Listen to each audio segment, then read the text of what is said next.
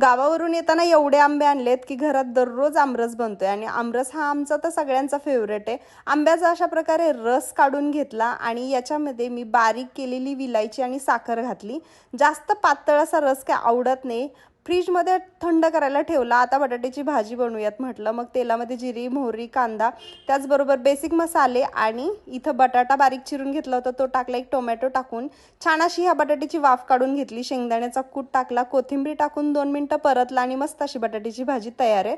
पुऱ्या दररोज नको वाटतात म्हणून आज मस्त टम्म फुगणारे गरम फुलके बनवावेत म्हणून लास्टला फुलके बनवायला घेतले आणि बघा फुलका किती छान असा टम्म फुगलेला आहे। मसाले भातही केलाय, त्याची रेसिपी काय दाखवू शकले नाही कारण एका मिनिटात एवढं सगळं मी एडिट करू शकत नाही म्हणून। अशी मस्त 15 मिनिटात ही थाळी तयार झाली आहे। तर तुमची ह्यातली आवडती गोष्ट कोणती आहे कमेंट करून नक्कीच सांगा। रेसिपी जर आवडली असेल तर लाईक, शेअर आणि सबस्क्राईब करायला काय विसरू नका।